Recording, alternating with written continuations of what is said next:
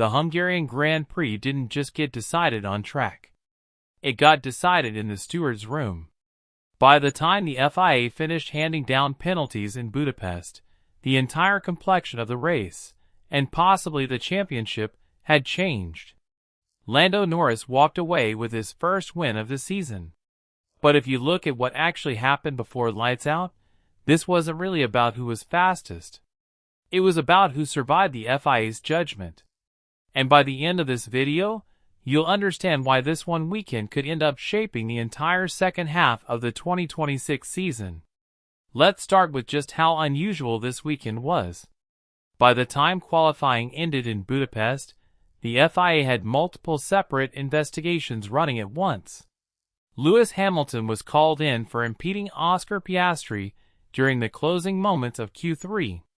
Kimi Antonelli, the championship leader, was facing not one but two investigations of his own, one for failing to slow under yellow flags, another for driving unnecessarily slowly during his own lap. And earlier in the weekend, Max Verstappen and Carlos Sainz had already been through the stewards twice, first after a practice incident where Verstappen was forced to abandon a lap because of a slow-moving Sainz, and then again after what looked like a retaliation move at the next corner, where Verstappen was heard on team radio calling the situation dangerous. That's 4 different investigations across 2 days, involving 4 of the top drivers on the grid. This wasn't a normal race weekend. This was a weekend where the stewards' room had almost as much influence on the final result as the drivers themselves. And for a sport that prides itself on being decided by split-second reflexes and car performance, that's a strange place to end up. Here's where it gets serious. Hamilton was hit with a 3-place grid penalty for the Piastri incident, dropping him from 2nd on the grid down to 5th. That penalty didn't just cost him track position, it arguably cost him a shot at a genuine pole position battle entirely, and pushed Charles Leclerc up to the front row instead, promoting him ahead of drivers who had, on raw pace, out-qualified him. Then came Antonelli's punishment, and this one stung even more.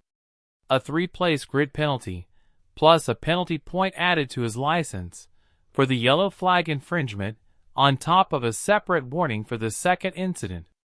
For a driver who came into the weekend as the championship leader, having to start from 7th instead of 4th is a massive swing, especially in a season where every point is being fought over by half a dozen contenders.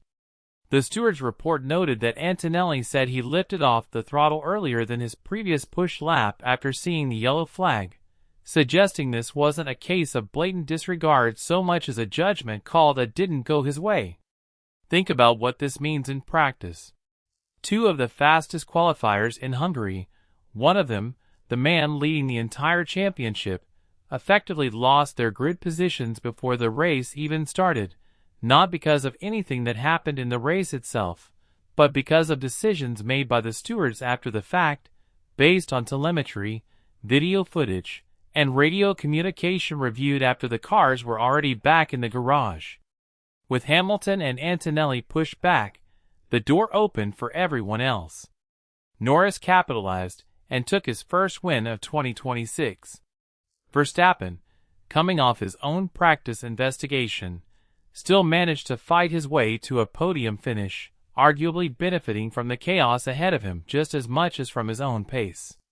Piastri, the driver at the center of the Hamilton incident, moved up a position as a direct result of the penalty being applied in his favor, before later dealing with his own misfortune in the race itself.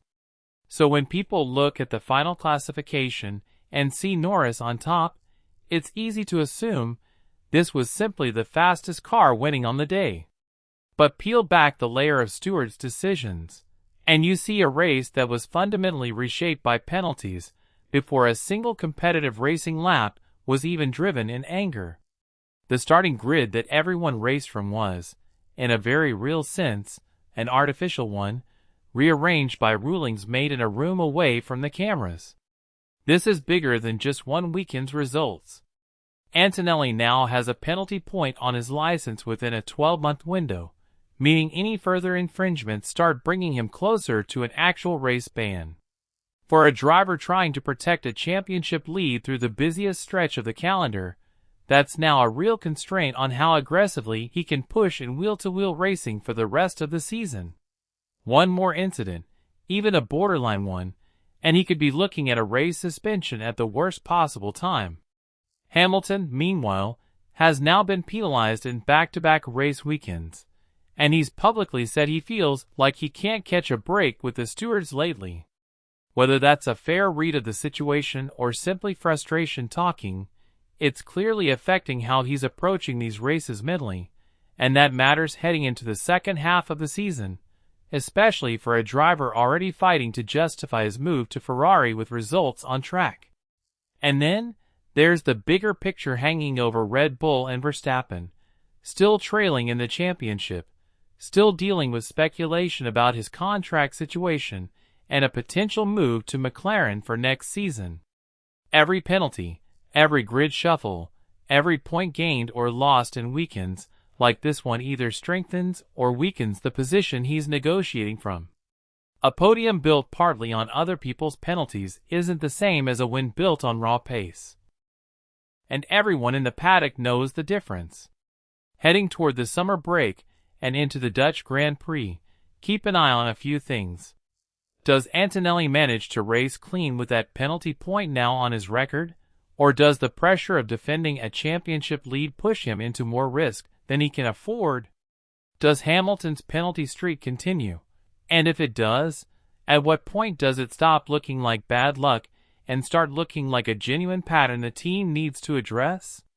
And does this chaotic, penalty-heavy race weekend become the moment the FIA starts facing real pressure over how consistently these investigations are being handled across different drivers and different teams?